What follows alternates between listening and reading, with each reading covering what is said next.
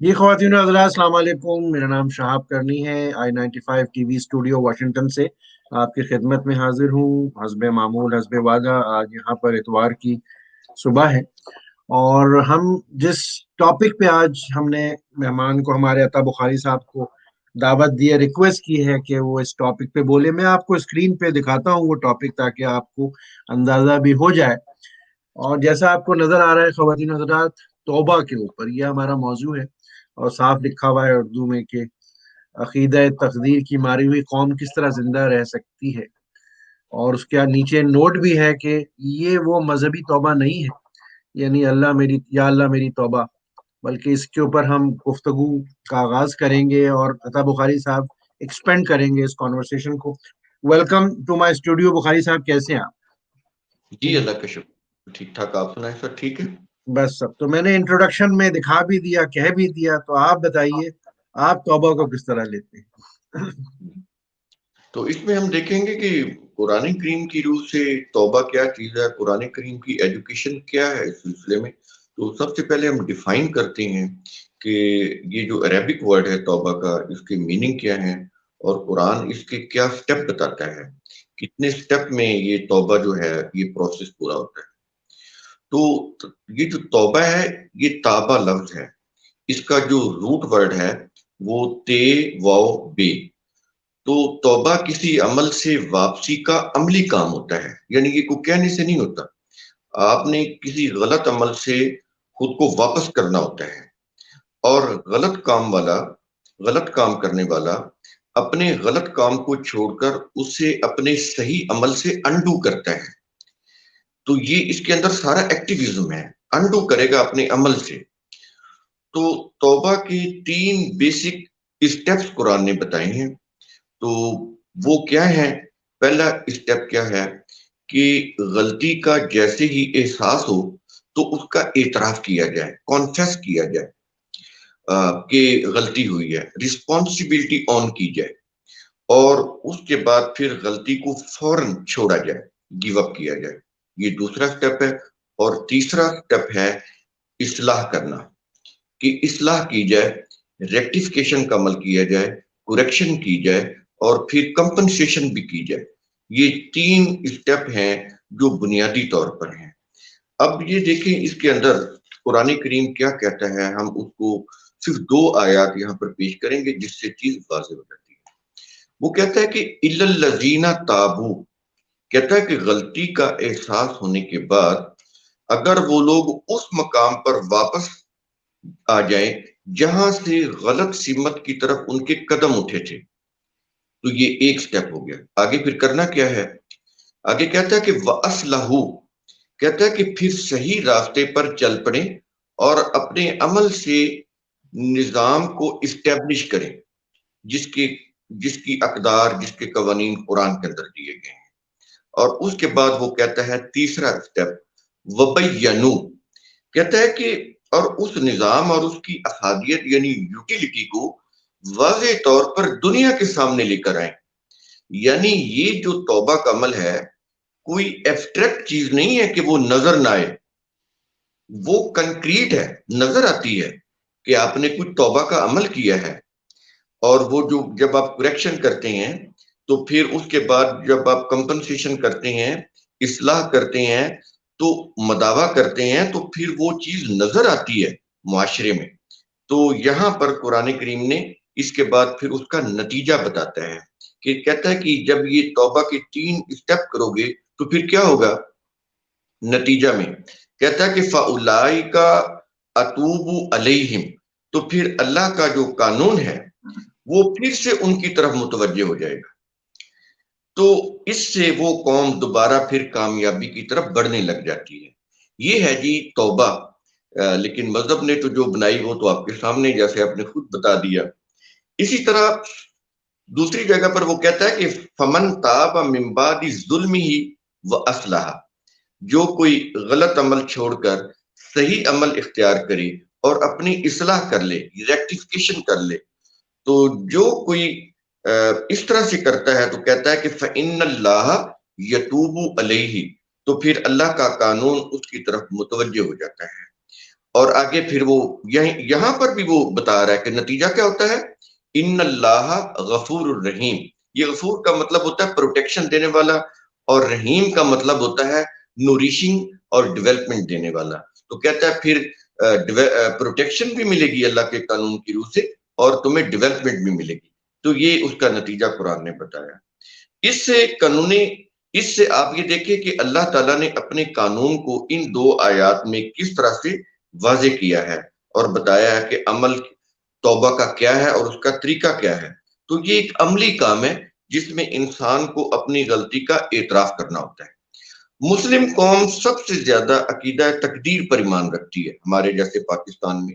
اب یہ دیکھیں کہ یہ عقیدہ تقدیر کے اوپر ایمان باقی اقوام بھی رکھتی ہیں، لیکن پاکستان میں چونکہ جہالت بہت زیادہ ہے، غربت بہت زیادہ ہے، توہم پرستی بہت زیادہ ہے، یہاں پر سیاسی نظام جو ہے وہ اسٹیبلش نہیں ہے، لوگوں کو ایز اے رائٹ نہیں دیا جا رہا، لوگوں کو اگر کوئی دیتا ہے کوئی طرف کھا کے یا بھیک کے طور پر دیتا ہے.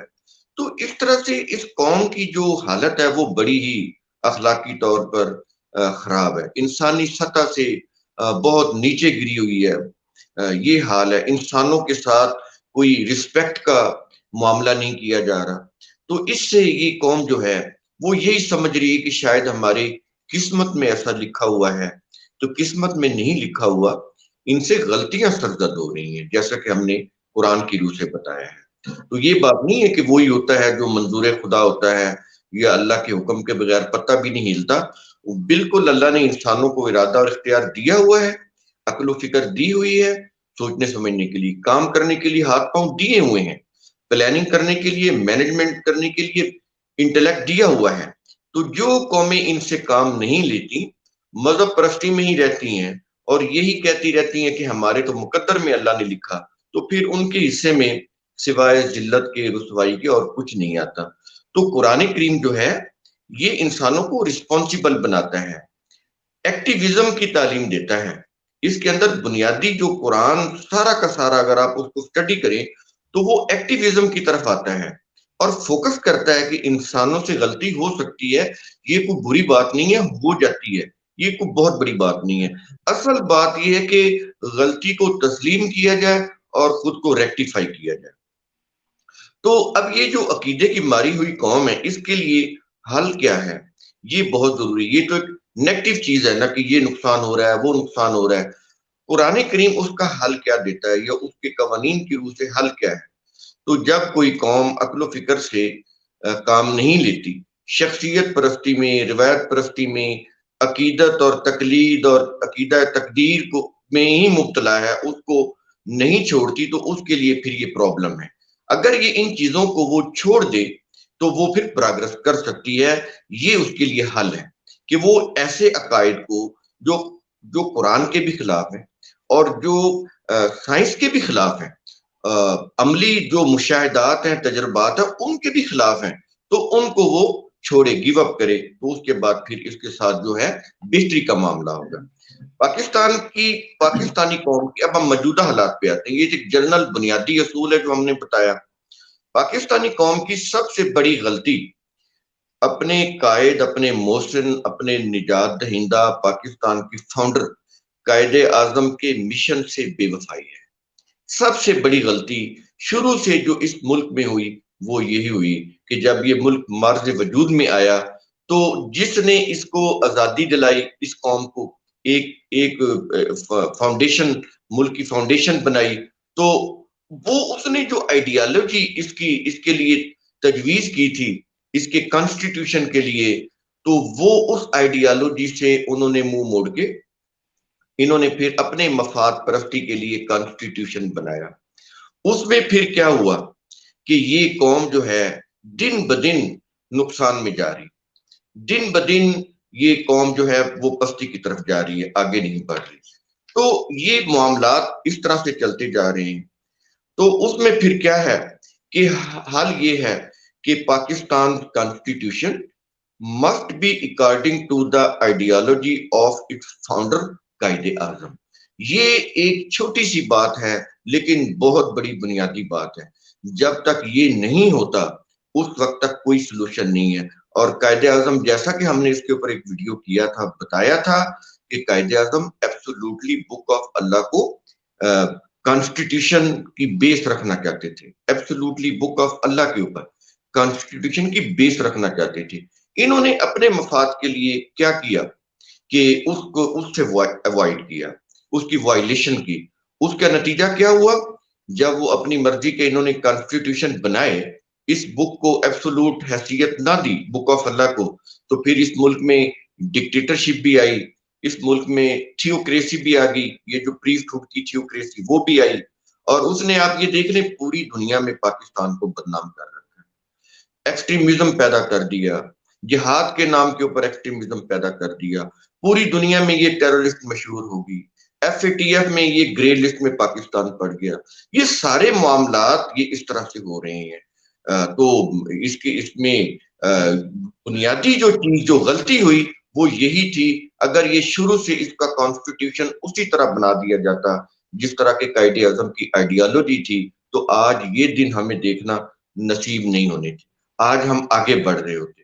تو کسی بھی اسٹیٹ کا جو قانون ہوتا ہے وہ کامن لا ہوتا ہے، اس میں پبلک لا اور پرسنل لا کی وہ ڈیفرنس نہیں ہوتا، وہ یہ نہیں ہوتا کہ پبلک لا اور ہوں اور کامن لا اور ہوں، ایک قانون ہوتا ہے ساری قوم کے لیے۔ آپ جانتے ہیں کہ انہوں نے جب کانسٹیٹیوشن بنایا، یہ جو موجودہ کانسٹیٹیوشن ہے اس کے اندر انہوں نے کہا کہ دو چیزیں سپریم لا ہیں، قرآن اور سنت، اور جیسا کہ میں نے پہلے بھی کہا تھا کہ سنت تو ہر فرقے کی مختلف ہے، اسی بنیاد پر تو ایک فرقہ دوسرے فرقے کو کافر کہہ رہا ہے، اسی بنیاد پر جو سننا ہر فرقے کی مختلف ہے، اسی بنیاد پر ایک فرقہ دوسرے فرقوں کو کافر کہہ رہا ہے اور دوسرے تمام فرقے اس فرقے کو کافر کہہ رہے ہیں۔ تو یہ تو حال ہے اس سنت کا۔ اب چلے انہوں نے اس سنت کو سپریم لا کی حیثیت دے دی قرآن کے برابر، لیکن اس کانسٹیٹیوشن کے اندر یہ وضاحت بھی نہیں کی کہ اگر قرآن کے قوانین کے ساتھ سنت کے قوانین جو فرقوں کی سنت ہے وہ ٹکرائیں تو پھر کیا فیصلہ کس کی روح سے ہوگا؟ یہ جو ڈیفینیٹ ڈیسیژن میکنگ جو ہے وہ کون سی کتاب ہوگی؟ بک آف اللہ ہوگی یا انسانوں کی یا پریسٹ ہوڈ کی لکھی ہوئی ریلیجس بکس ہوں گی؟ تو اس کے اندر کوئی وضاحت نہیں ہے۔ تو ان کا اختلاف تو قرآن کی جتنے بھی قوانین ہیں اس کے ساتھ چلا آ رہا ہے، تو یہ اس کے اندر بھی سلوشن نہیں ہے ہمارے اس کانسٹیٹیوشن کے اندر۔ تو اس صورتحال میں آپ خود دیکھ لیں کہ پھر اس قوم کی جو ڈس انٹیگریشن ہوئی ہے اور جو اس ریاست کا جو حال ہے وہ آپ کے سامنے ہے، تو یہ کانسٹیٹیوشن صحیح کرنا پڑے گا۔ جی بالکل، پوائنٹ ویری ویل ٹیکن۔ اچھا ایک بات بتائیے کہ ہم جب چرچز میں جاتے ہیں، خاص کر میں کرسچینٹی کے حوالے سے بات کر رہا ہوں، تو ہمیں ہر چرچ میں ایک چھوٹا سا کھڑکی چھوٹی سی نظر آتی ہے، اور وہ کہتے ہیں کہ بھئی جس نے بھی توبہ کرنی ہے، کنفیشن کہتے ہیں، تو وہ جاؤ، وہ کھڑکی کھلتی ہے، دوسری طرف سے جو ہے ان کا جو ہے وہ مذہبی پیشوا جو ہے وہ کھڑکی کھولتا ہے، اس کے بعد وہ 1 to 1 گفتگو ہوتی ہے، توبہ کا پروسیس ہوتا ہے۔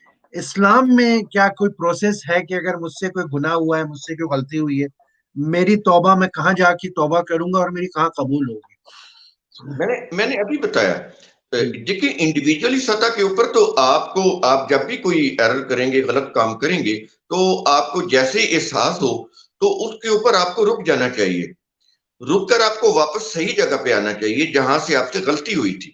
اب آگے غلطی جو ہو گئی ہے اس کو کمپنسیٹ کرنے کے لیے اس سے بہتر کام کریں۔ یہ تو انڈیویجول سطح کے اوپر ہے۔ تو قومی سطح کے اوپر، اسٹیٹ کی یا حکومت کی سطح کے اوپر جو چیز ہے وہ وہاں پر معاملات وہ کریں گے جو پوری قوم کے لیے فائدے مند۔ اگر اسٹیٹ سے کوئی غلطی ہوئی ہے تو ان کا بھی تو کوئی ادارہ ہونا چاہیے جو جس کے سامنے وہ جواب دہ ہو۔ دیکھیں نبی کریم صلی اللہ علیہ وسلم، یہ ہسٹری جیسے بھی ہے بتاتی ہے کہ ان کی بھی مجلس شورا تھی، قرآن خود بتا رہا ہے وشاورہم فی الامر۔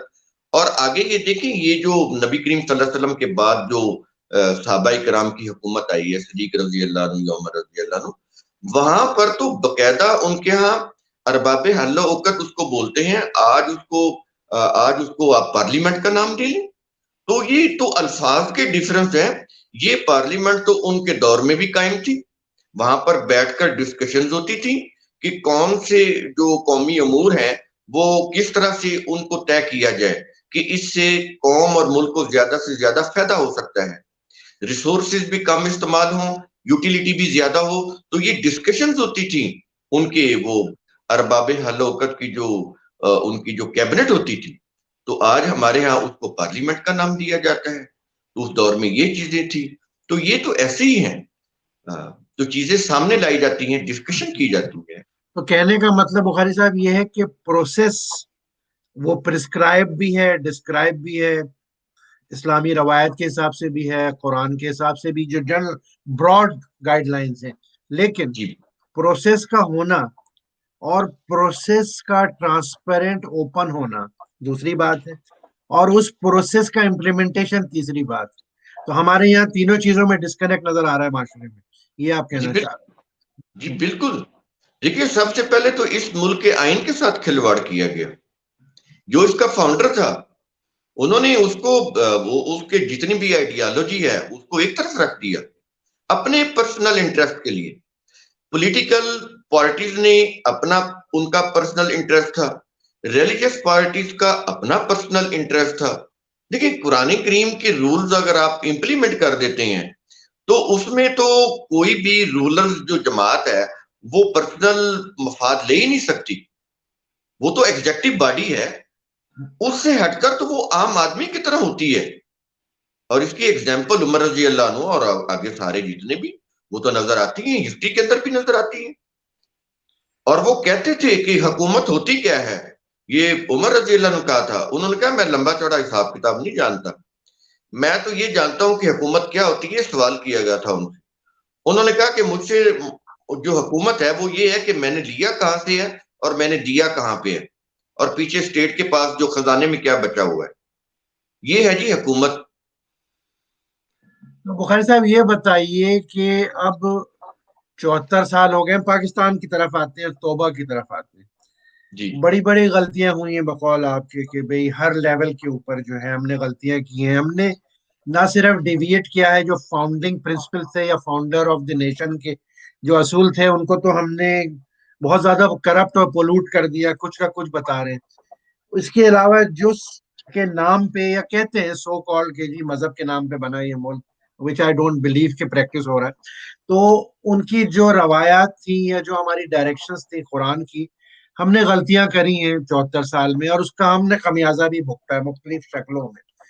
اور آپ، میں پوائنٹ کو کور کر لوں پھر میں آپ سے وضاحت چاہوں گا اس کی کہ مثال کے طور پہ ایک چیز ہے کہ پوری قوم کرپٹ ہے. لوگ کہتے ہیں نہیں جی امیر طبقہ، رولنگ طبقہ کرپٹ ہے. ابھی کچھ سالوں کی بات ہے کہ ایک آئل ٹینکر سے تیل لیک ہوا، 150 سے اوپر لوگ جل کے مر گئے. کیوں؟ وہ تیل لوٹنے کے لیے جا رہے تھے، وہ غریب عام لوگ تھے، وہ رولنگ طبقہ تو نہیں تھا. یعنی کہ کرپشن ہمارے ڈی این اے میں ہے. اس پورے اجتماعی طور پہ اس قوم کو، انڈیویجل ہوں یا ہوں، توبہ کے لیے کیا کرنا پڑے گا؟ سب سے پہلے دیکھیں، آپ قوم کو ان کے رائٹس دیں، قوم کو انسان سمجھیں، ان کو ایجوکیٹ کریں، ان کی جو بیسک ضروریات ہیں وہ پرووائڈ کریں. یہ جو رولر طبقہ ہوتا ہے نا، یا جو امیر طبقہ ہوتا ہے، ایلیٹ کلاس، وہ مذہبی پیشوائیت کو ساتھ ملاتی ہی اسی لیے ہے. دیکھیں، میں آپ کو مذہب کا ایک بنیادی اصول بتاتا ہوں کہ مذہب کس چیز کے اوپر بیس کر رہا ہے. مذہب اس چیز کے اوپر بیس کرتا ہے. یہ چیز کہیں آپ نے شاید سنی ہو لیکن بڑی ریئر. وہ یہ کہتے ہیں کہ یہ جو غریب طبقہ ہے نا، یہ پرپیچولی رہنا چاہیے، کیونکہ ان کو صدقہ دے کے انہوں نے اپنی بیماریاں دور کرنی ہوتی ہیں، ان کو خیرات دے کر انہوں نے سخی بن کر اللہ کی نظر میں جنت لینی ہوتی ہے. تو یہ جو طبقہ ایلیٹ کلاس، یہ جو حکمران طبقہ ہے اور یہ جو جتنے بھی لوگ ہیں، سرمایہ دار لوگ ہیں، انہوں نے جان بوجھ کے غریب طبقہ کو رکھا ہوتا ہے معاشرے کے اندر. وہ ختم نہیں ہونے دیتے اس کو. وہ کہتے ہیں اگر ختم ہو جائے تو وہ پھر یہ بخشوائیں گے کیسے، کیونکہ حج بھی انہوں نے کرنا ہے. غریب بندہ تو حج نہیں کر سکتا. غریب بندہ عمرہ 6 7 8 لاکھ میں، 10 لاکھ میں عمرہ کیسے کرے گا؟ یہاں پر 15 لاکھ کا ایک عمرہ کر رہے ہیں لوگ، 15 لاکھ کا ایک عمرہ، اور حج پہ تو اس سے بھی زیادہ پیسے لگ رہے ہیں. تو بات یہ ہے کہ یہ تو امیر لوگوں کے لیے ہے نا یہ مذہب کی چیزیں. غریب بندہ 15-20 لاکھ کا حج کرے گا؟ ایک سیکنڈ رکیے گا بخاری صاحب، کیونکہ آپ نے کچھ اور میرا وہ تار جو ہے نا وہ بجا دیا ہے۔ اچھا وہ کیا ہے، آپ نے حج اور عمرے کی بات کی۔ ہم رہتے ہیں ڈیولپ سوسائٹیز میں، یعنی امریکہ میں رہتے ہیں، ایک مثال دے رہا ہوں۔ کچھ سالوں سے ہمیں جو کھانوں پہ اور ڈنرز پہ گفتگو سننے کو ملتی ہے وہ ذرا غور کیجیے اور اس کو رسپونڈ کیجیے گا اس آج کے ٹاپک کے حساب سے کہ جی اچھا آپ عمرے پہ گئے تھے؟ جی ہاں گئے تھے۔ اچھا کس ہوٹل میں ٹھہرے تھے؟ اچھا کون سا پیکج لیا تھا آپ نے؟ اچھا ان کا کھانا کیسا تھا؟ اچھا ہم جس کمرے میں بیٹھ ٹھہرے تھے نا وہ ڈیلکس تھا، ہم نے اتنے پیسے پے کیے تھے، اس سے جو ہے نا سامنے نظر آتی تھی مسجد نبوی جو ہے۔ یہ کیا ہے؟ یہ منافقت نہیں ہے؟ اس سے توبہ نہیں کرنی چاہیے ہمیں؟ یہ میں حج اور عمرے کے نام پہ جو شو بزنس ہو رہا ہے اور شو آف کیا جا رہا ہے، میں انگریزی کی ٹرم یوز کرتا ہوں، شو آف پائسنس، کہ جی میں بڑا پائس ہوں، یہ دکھانا عطر لگا کے سفید کپڑے پہن کے آپ نے کتنے حج کر لیے کتنے عمرے کر لیے، یہ منافقت نہیں ہے؟ پہلے تو اس سے تو توبہ نہیں کرنی چاہیے ہمیں؟ اسی کے اوپر بالکل کرنی چاہیے۔ میں اسی کے اوپر تھوڑی سی وضاحت کرتا ہوں، ہسٹوریکل اس کا بیک گراؤنڈ بتا۔ یہ ہسٹری جو بالکل قرآن کے خلاف لکھی گئی، اس کے باوجود اس کے اندر ایسی چیزیں ہیں کہ عمر رضی اللہ عنہ کے دور میں جو حج تھا وہ کیا تھا۔ اسی ہسٹری میں لکھا ہوا ہے کہ حج کے دنوں میں انہوں نے اپنے گورنر کو پابند کیا ہوا تھا کہ تمام گورنر حج کے موقع کے اوپر وہاں پہنچی گئے۔ اور پھر ہوتا کیا تھا، وہ گورنر اور ان کے جو لوگ تھے، اس صوبے کے جو لوگ ہوتے تھے، ہر گورنر کے صوبے کے لوگ وہ ان کو فیس ٹو فیس بٹھاتے تھے حج کے موقع کے اوپر، اور لوگوں سے پوچھتے تھے کہ بتائیں اس گورنر نے تمہارے لیے ویلفیئر کا جو کام ہے وہ کیا ہے کہ نہیں کیا، تمہاری جو کوئی ایسا کوئی کام تو نہیں کیا جس سے تمہیں کوئی تکلیف ہوئی ہو، تمہارے حقوق کو اس نے پورا کیا ہے کہ نہیں کیا، تمہاری مصیبت یا مشکلات کو دور کرنے میں اس نے کوئی عملی کام کیا ہے کہ نہیں کیا، کوئی غلطی تو نہیں کی۔ یہ وہاں پر انکاؤنٹیبلٹی ہوتی تھی حج کے موقع کے اوپر، حج سے یہ کام لیا جاتا تھا۔ یہ عمر رضی اللہ عنہ کی دور کی میں بات کر رہا ہوں، اسی ہسٹری کے اندر موجود ہے۔ بس اب تو آپ آپ دیکھ لیجئے کہ جو نتائج ہیں پوری اسلامک امہ کے، جو منافقتیں ہیں، جو اللہ کے نام پہ اور قرآن کے نام پہ اور اسلام کے نام پہ جو ہم لوگوں کا حشر ہو رہا ہے، وہ آپ دیکھ لیجئے جو فرانس میں اب کارٹونز کے اوپر ہوا ہے۔ تو ہمیں سب سے پہلا تو توبہ مانگنی چاہیے تاکہ اللہ تعالیٰ بھی ہمارے ساتھ فیئر انصاف کر سکے، کیونکہ رب المسلمین نہیں ہے، رب العالمین ہے، ہم نے تو یہی سنا ہے۔ ڈیفینیٹلی دیکھیں کرنی صاحب، اگر میں آپ کو ایک چھوٹی سی مثال دیتا ہوں۔